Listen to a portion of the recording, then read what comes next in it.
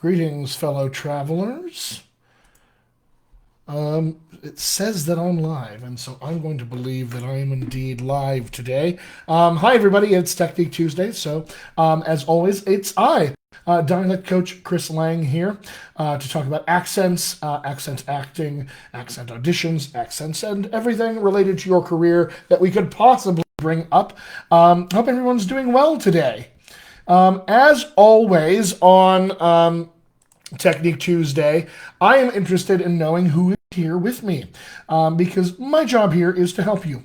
And if I don't know you're here, and if I don't know what it is that you're looking to accomplish in your training and where you're at and what questions you have, there's no way for me to help you other than in the most general sense. And I would like to be more specific with each one of you because every one of you is coming to TMFA and to Technique Tuesday and to my Facebook Lives with a different experience. You're at a different place in your career, different place in your training. So let me know that you're here. Let me know who you are, where you come from, and if you have any questions about accents.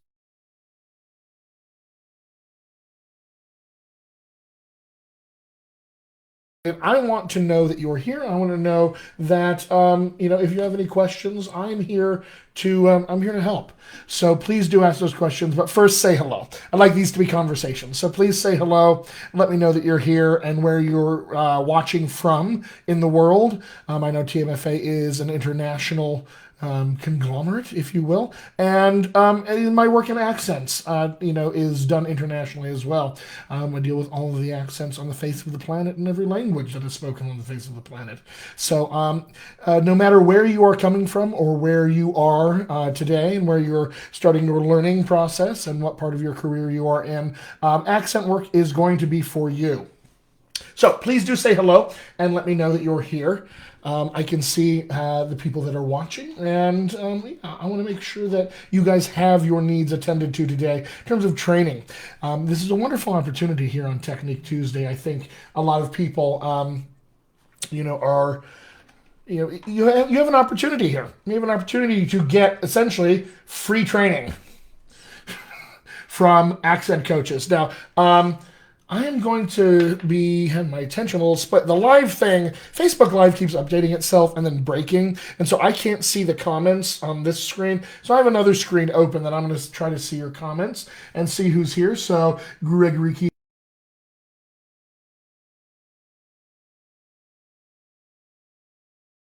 This is primarily on my mother's side, places like Paris and Lubbock. What part of Texas are you from? All right, Bruce the bass, Bruce D. Foy Jr. is here. Bruce, haven't seen you in a while. We got office hours. Bruce is taking my accent skills workshop and training his voice, and so it's always good to see a client show up here. But Bruce, schedule some office hours, and we want to talk about how it's going for you. All right, Teresa's here from San Diego, I guess. San Diego is what you've. I'm going to guess that's San Diego. Teresa, hi, nice to see you again. And Melissa Vandergriff is here. Good day, mate. So I'm guessing Melissa. Australia. I'm going to guess Australia. That's where you're from. I love this international feel that we have. To those of you who are coming from, an accent background that is maybe not a general American accent. Let's say you have an accent, that comes from a language. Let's say your first language isn't even English. Things of that nature. I never ever want you to feel like accents will ever be beyond you or away from you or far from you, because that is not the case. Everyone on the face of the planet speaks with an accent. I do. You do. Everyone watching this live video, we all speak with an accent. And what this means is that every time we open our mouths to speak as actors, as characters, we're going to speak with an accent. So if you're coming from a position where you're like, I'm trying to get into the American market, or I'm trying to, find my way in here, and I feel like I need a general American accent and things like that to get into this industry, especially in this market in the States.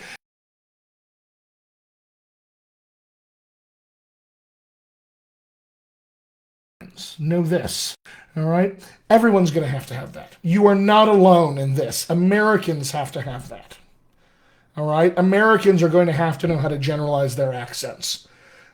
Because accent is a layer of storytelling. We're using accent to tell a certain story of a character, of a place, of a people, of all that kind of stuff. So, even people from America, your own accent might not fit into the story that you're stepping into.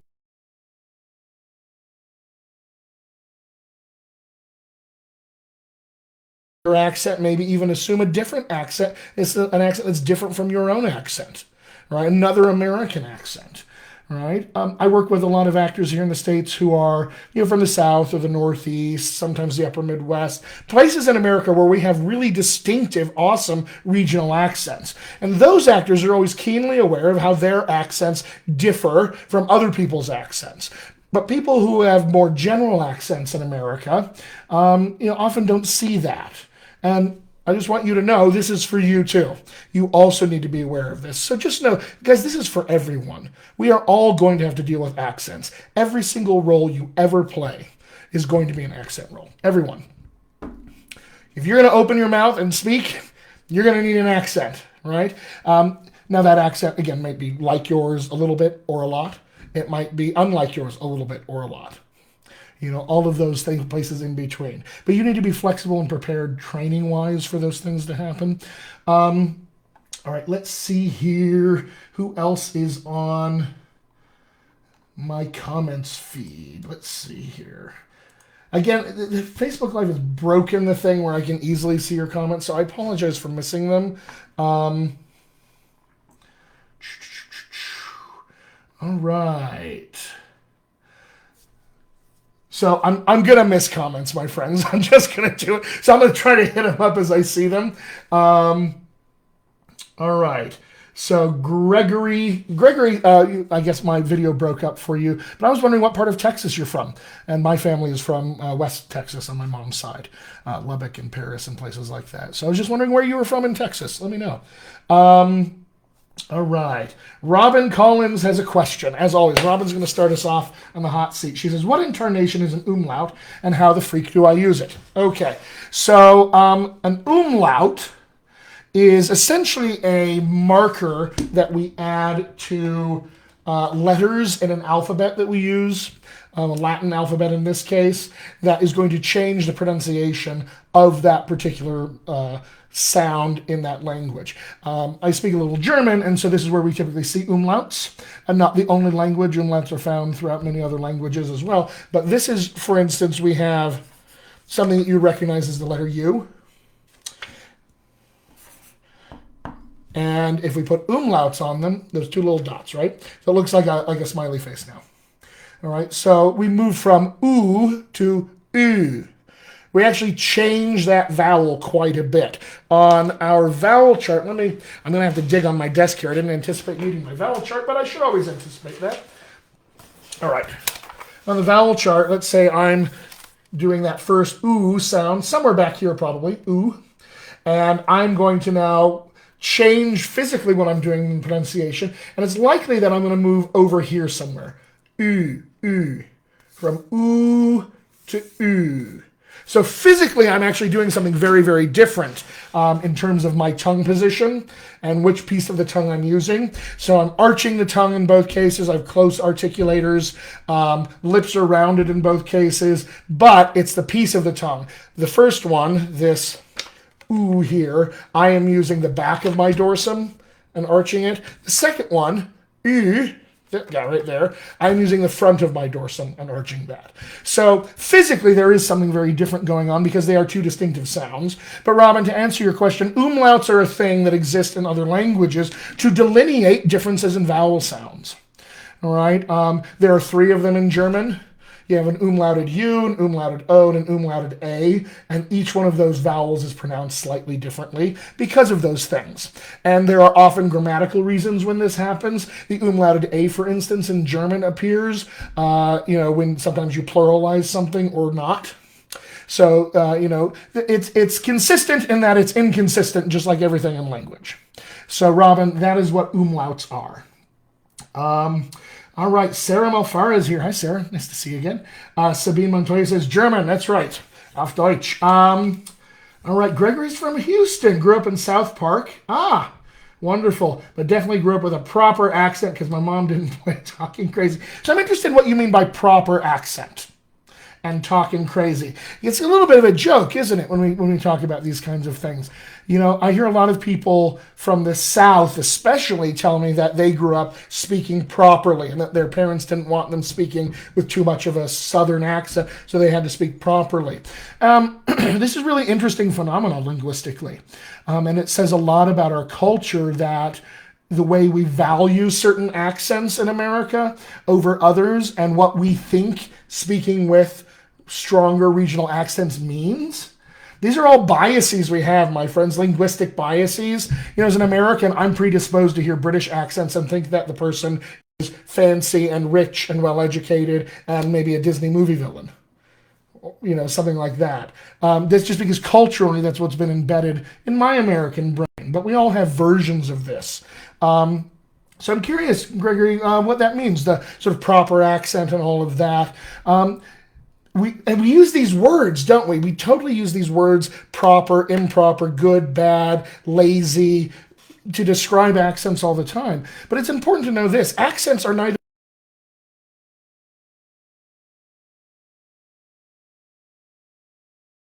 proper nor improper. They're only proper for some context. Storytelling, in our case.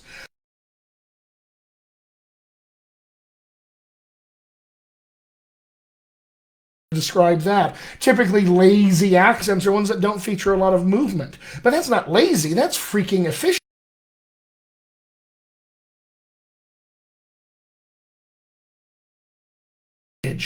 Blah.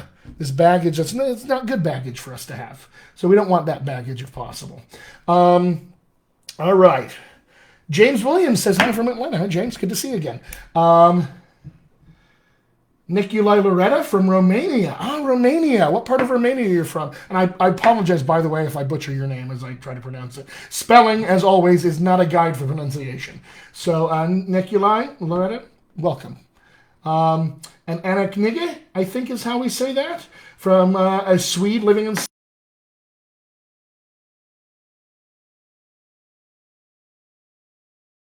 Very exciting time. As always, my friends, I've got stuff I'm going to talk about today. So I'm going to dive into that. But always interrupt me with your questions. I'll keep an eye out over here on my questions feed on your comments. But please do interrupt me with any questions that you have about accents or accent training, anything accent related at all that I can try to address for you all. All right. So what am I talking about today? You'll notice the title of this video. Title of this video has something to do with what sound do you make when you think? Now, you may be asking yourself, what does this have to do with accents? What does this have to do with anything accent related? What sound?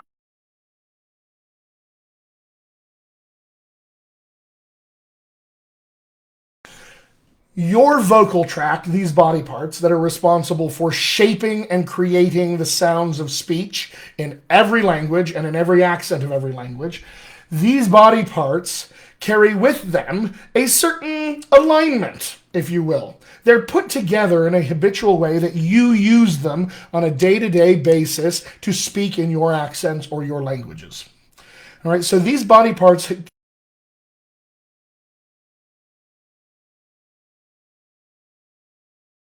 decades.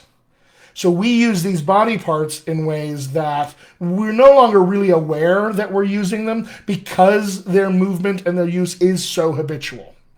Right? This is much like when, think of yourself in an acting class.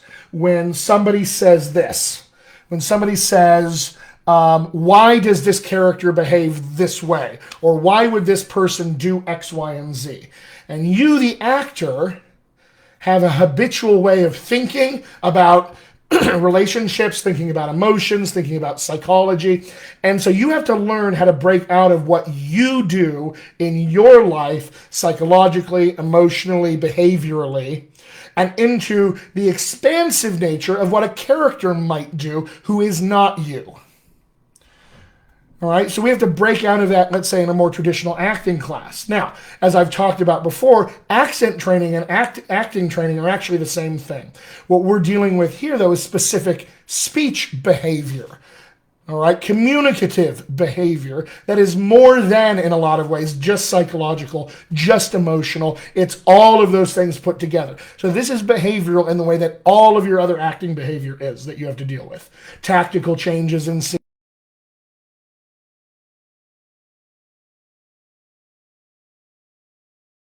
As any of the ways you think about emotional life, psychological life, or relationships, any of those things in your scenes as an actor. So we have to try to find our way to see beyond all of this, if possible. All right, we would love to see beyond what our own habits are. But for us to be able to see beyond what our own habits are, we actually have to know what those habits are. There's 4 phases that we go through in learning. Phase number 1. Unconscious incompetence. We love it. We are unconsciously incompetent. I don't know what I don't know. Ignorance is bliss. It's awesome. It's awesome. Ignorance is bliss. Fantastic. Then somebody comes along and says, hey, cool accent. Or, hey, did you know X, Y, and Z that you do when you're acting?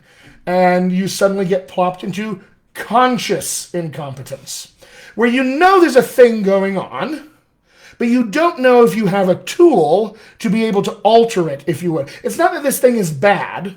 It's just not necessarily the best for your acting in this situation or your accent in this context. All right? Habits aren't bad. Habits are very good. All right? They're just not good for all things at all times. You need to be able to swap them in and out. All right? So conscious in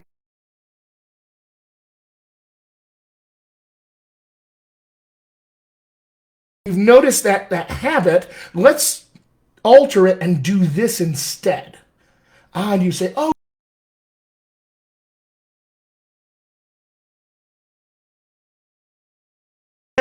competence, meaning I have a thing that I can do. But to be able to do it, I'm very conscious of it. It just is not happening on its own. I have to be able to think and put some awareness and some effort and energy into it happening, or it won't happen. I'm consciously competent. You do that enough and you build a habit, and we move into unconscious competence. So now I've built a habit out of this behavior, and this is how this behavior runs. I can just sort of set it and forget it to some extent. All right? And then I have this other behavior that I can rely on. And I'm constantly cycling back and forth through all 4 of those phases. The instant I become consciously, or rather unconsciously competent, I move back to unconscious incompetence on something else. It's the process of learning, everything. We all go through this, right? And so we all have to go through this phase in terms of identifying our own habits of behavior, including speech behavior. We have to sort of not know. Then we know, but we don't know what to do. Then we know and have a thing to.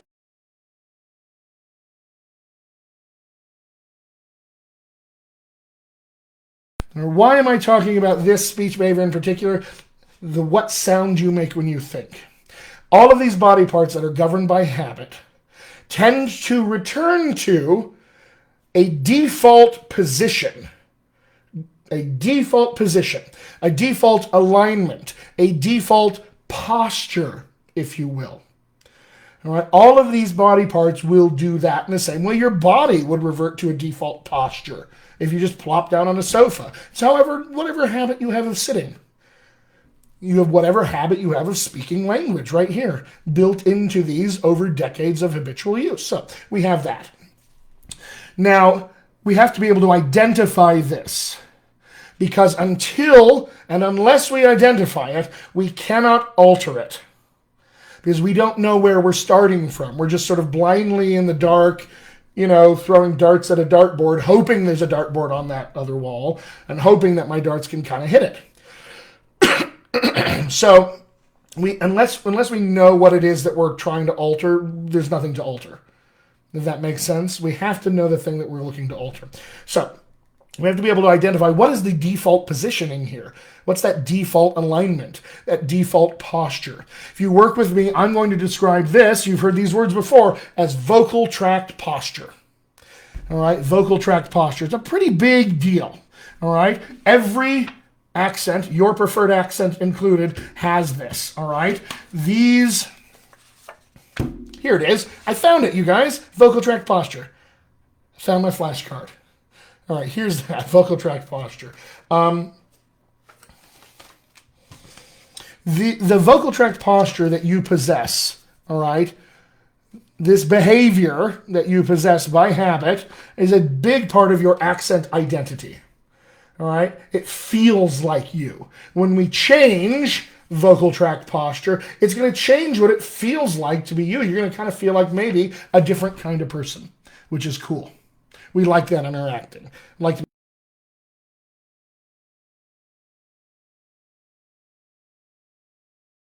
my preferred accent, so that I can know how to alter it into another accent's vocal tract posture, should I desire to do that, which you will as an actor. You're always going to be in that business.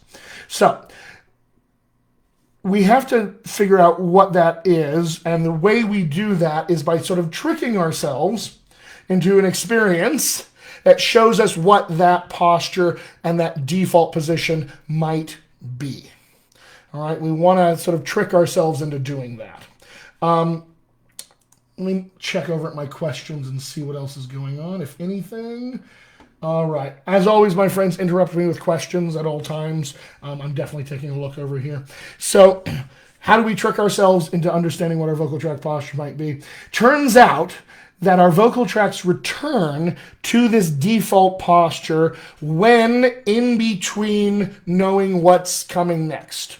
So the moments in between, I said something, I don't know what to say next, and then I say the thing that I'm saying next, that moment in between those, that's where we revert to our vocal tract posture. All right, and we typically do this when we're thinking about what it is that's coming next, because this just reverts back to its sort of baseline status when it doesn't know where it's going to move next. And so when we think about what's going to come next, we tend to make a sound, a thinking sound, a hesitation sound. This is the thing that can help us guess really pretty accurately, believe it or not, at what our vocal tract posture is. So I'm going to take you through a quick exercise, right, just to see how this goes. All right, just to see if you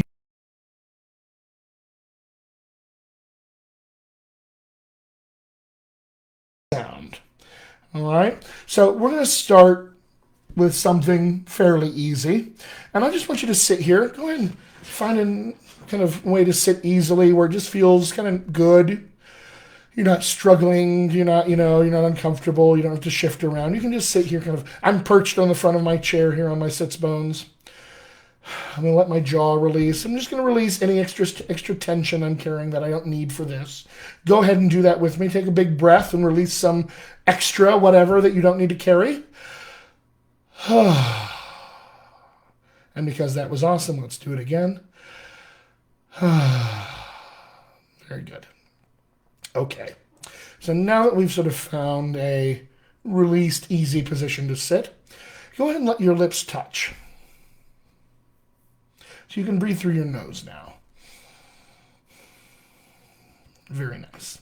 Now I'm going to ask you a series of questions that I just would like you to answer in the affirmative. All right? Answer yes to. But don't let your lips part as you answer. It's going to be some version of some version of that. Don't plan it. Don't worry about what it sounds like or what you think you sound like. Just let it kind of be pulled out of you based on what my questions are. All right? So I'm going to ask you a few questions that you can answer in this affirmative. So first thing, let me ask you this question. Is this Technique Tuesday? Mm-hmm. Am I wearing glasses? Mm-hmm. Is this a big bookcase behind me? Mm-hmm. Is this a blue marker? Mm-hmm. Is TMFA awesome? Mm-hmm. Do we all speak with an accent? Mm-hmm. Okay, simple, right? Now let's increase it just a little. Let your lips come apart. But still, you're going to answer in the affirmative. So some version of Something along those lines, whatever that is. Again, let it be pulled out of you. Don't plan it. None of that. Just let it be spontaneously pulled out of you in the moment. Is this a blue marker? Uh-huh. Is Chris still wearing glasses? Uh-huh. Does everybody on the face of the planet speak with an accent? Uh-huh. Should we always be training as actors? Uh-huh. Is that a drum over there?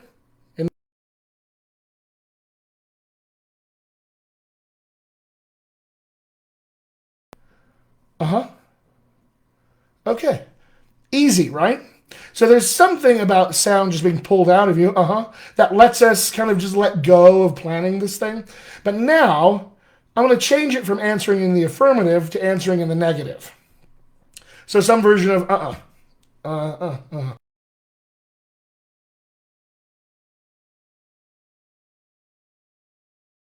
Is this marker red?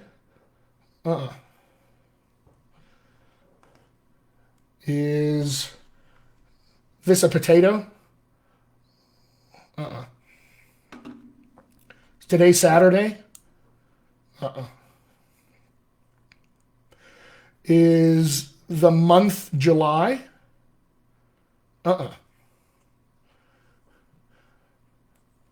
Is... That's another question I can ask. Is this a potato? Okay, easy, right? Bunch of uhs. All right. Now I'm going to take this a step further. And I would like us now to encounter questions where we don't know the answer. So I'm going to ask you several questions to which you may not know the answer, but I would still like a sound to sort of get pulled out of you. If we get, again, don't plan it, don't worry about that. Just let a sound get pulled out of you. All right? If you don't know the answer to this. And really actively try to find an answer to this question. All right? Really actively try to find an answer to this question.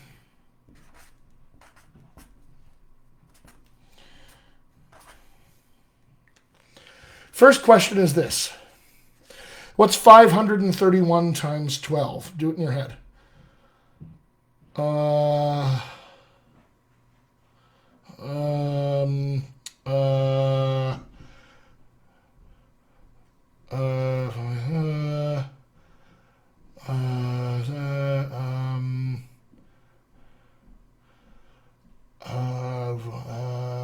Okay, all right, forget that now. Next question.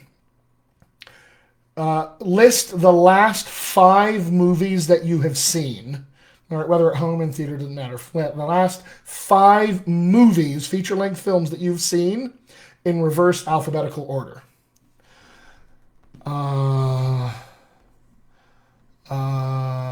John Wick, I guess,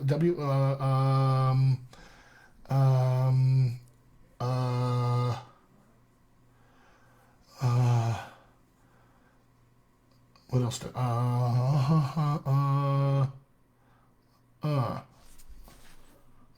right. Never mind that. Okay. Another question here.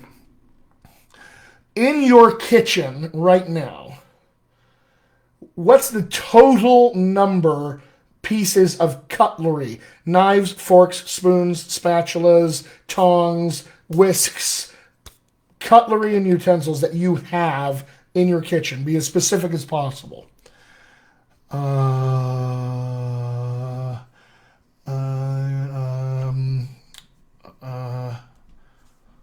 Okay.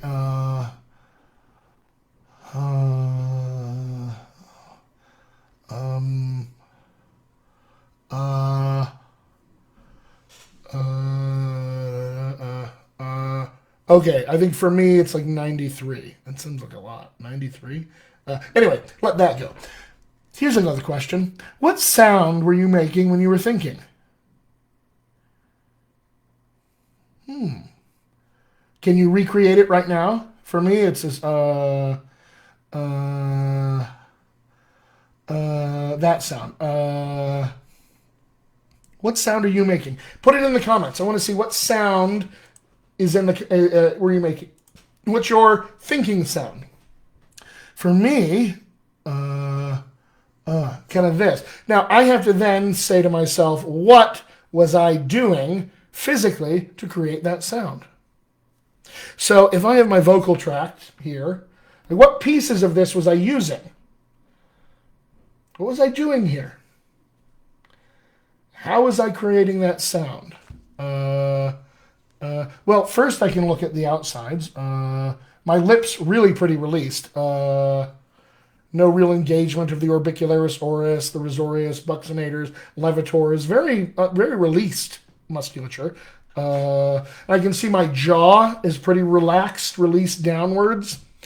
No real protrusion, retraction, anything like that.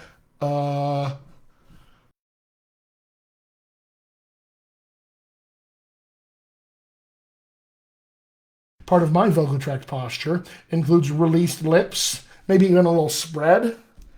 I can see that occasionally. These lips spread just a little bit, but a jaw that's kind of released downwards. And I feel my tongue kind of in this position, like right there, kind of flattish. I can feel the sides of it touching these back teeth.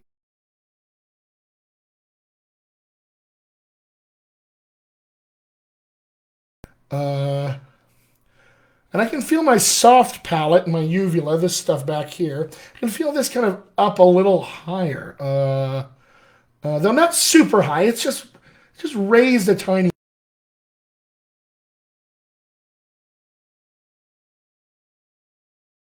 American accent. So what this vocal tract posture does is it gives me access to the sound inventory of my accent.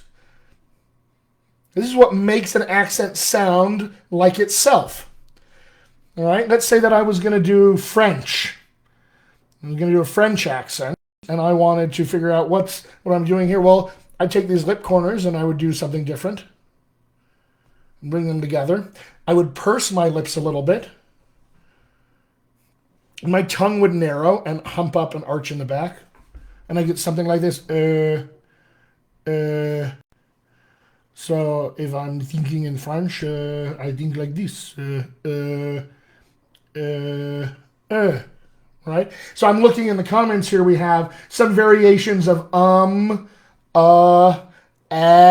which I love. Barbara McGeek, which I love that name, by the way. Where are you from? I'm curious. Are you from England or somewhere like that? Robin, great question. Robin's got another question. Is this vocal tract posture why some accents get more authentic when someone's tipsy? I don't know. Probably not. You typically, when somebody's tipsy and attempts an accent, they're willing to let go a little bit more. Their inhibitions have dropped. So they're able to step into the identity of the accent more, which is why I suspect they feel more authentic. The jury is out whether when somebody's tipsy or not, they have the ability to be as accurate and as detailed and authentic as we would like them to be, but they certainly have fewer inhibitions. So this is possible why. And you just heard me do my thinking sound. Look at that flat tongue. My tongue is a little divot in the middle, so it looks a tiny bit cupped, but it's not.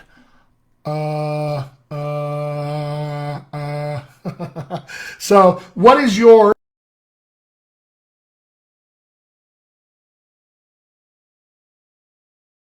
This is your home base. It's important that you have this home base and you know what this is like. Because if I am going to learn another accent, I need to know that other accent's vocal tract posture. So if I was going to go from my general American, like I said, into French, I purse the lip corners together, the lips come out just a tiny bit, my tongue narrows and arches up in the back. And a tiny bit of jaw movement as well, perhaps. All right. Oh, Barbara's from the Czech Republic. So, yeah, I would expect to hear a kind of an ish sound based on your language background. Thanks for that, Barbara. Welcome from the Czech Republic. One of my favorite places, Prague is. Very, very cool city. So you have to know this so that you can change from your vocal tract posture into another accent. Give you another example of this. If I was going to do my West Texas accent, which is one of my favorites. I'm actually going to take these lip corners. I'm going to spread them wide. I'm going to take this jaw and protrude it a tiny bit. I'm going to take my tongue and spread it even wider than it is in my own accent. And I'm going to lift up the back of my dorsum fairly high. That way I get this, so my West Texas accent, this is going to be my hesitation sound. Right? We can get clues in terms of what's going on in an accent just from the hesitation sound. And if we get the vocal tract posture, I'm fond of telling my clients that the vocal tract posture gets us like 85% of the way there, because it does a lot of the sounds for you, because we gain access to the sound inventory. Does it do all of the sounds and all accuracy and authenticity? No, no way. No way does it get us there. There's always a few sounds that we have to monkey with and play around with, because we're dealing with your habits again, and those habits like to show up. Your muscle memory and your accent will show up, so we have to deal with that. But that's easier than dealing, 6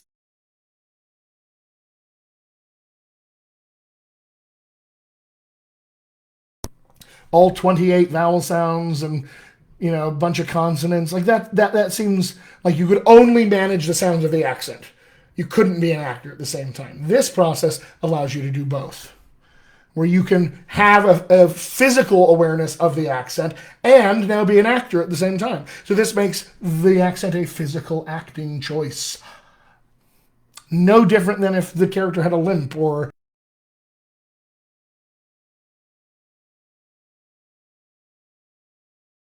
choice as well, that you have the ability to feel in the moment. So, what's your hesitation sound? Gotta know this. Have to know this, because it's the heart of the accent. It's the heart of your accent. And the vocal tract posture and the thinking sound for every other accent is the heart of that accent. All right?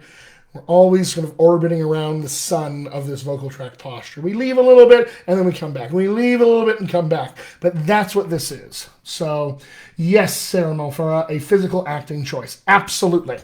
100%. So this is not separate from your acting choices. The accent stuff is acting choices.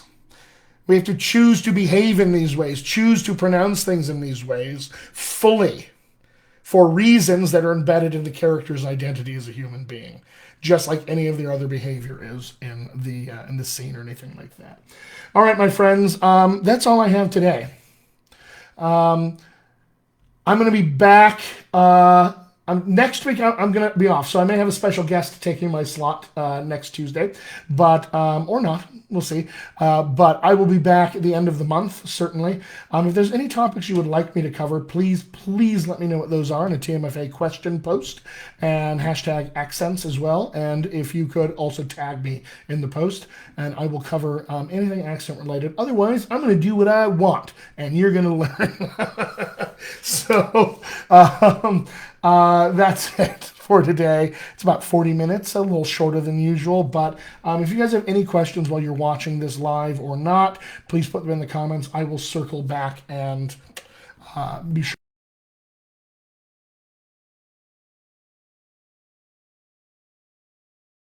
DialectCoachChrisLang.com is my website. Please go there, talk to my very friendly chat bot, leave your information with him, and he will give you a link to sign up for a free Zoom consultation call where we'll talk about your acting goals, your accent goals, all of that. And we'll set up a plan of action for you, because my accent skills workshop, which is online and on demand, is still ongoing. Got my office hours. I've got a general American accent workshop. I've got an IPA, International Phonetic Alphabet workshop, that I'm in the process of working on with some colleagues. Eliza Simpson, who was on the last 2 weeks with me, she and I and several of our colleagues are working together on that. That should be released here shortly, another month or so. I've got another series of workshops for musicians. Who's a musical theater actor here? Anybody do music musical theater, if you do, or you're a musician, or you play an instrument, or anything related to music, there's going to be a workshop series coming your way that I'm in the process of creating. In addition to that, I've got warm-ups that I'm creating for you all, so you can have access to a full-body physical vocal warm-up for your instrument, whether it's on a daily basis, I just want to reset, whether it's before an audition, whether it's in between takes on set. I want to make sure you're prepared with a warm, flexible instrument. So make sure that you keep an eye out for all of those things. And in the meantime, stay well, stay healthy. I'm going to go shovel some snow. Where I'm living, we got 4 feet of snow over the weekend. So I still have to dig out so I can park my car somewhere. Fun. All right, everybody. Much love to you all. I will see you all, I think, next Tuesday. Or if not, I'll have a special guest on to take my slot. Hopefully talk about something awesome, accent related. Again, if you guys have any questions, you know where to find me. Never hesitate to reach out. I am here to help. So until we meet again, my friends, be well, be safe, stay hydrated, and what's your thinking sound?